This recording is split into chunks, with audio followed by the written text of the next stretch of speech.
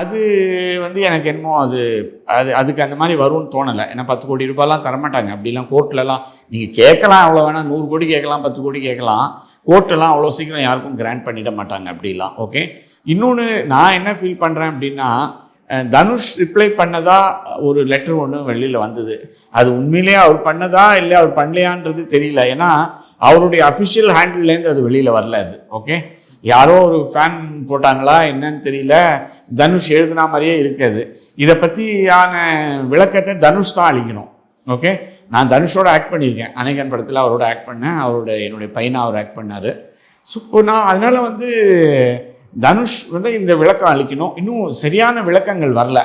இவங்க கேட்டிருக்காங்க, இது பண்ணியிருக்காங்க, ஒரு மாதிரி ரஃபாக போயிட்டுருக்கு. நான் என்ன ஃபீல் பண்ணுறேன்னா, அவங்க 2 பேருமே நல்ல ஃப்ரெண்ட்ஸ் தான் ஒரு காலத்தில். ஓகே, நல்ல நண்பர்களாக இருந்தவங்க, ஹீரோயினாக நடித்தவங்க படத்தில்.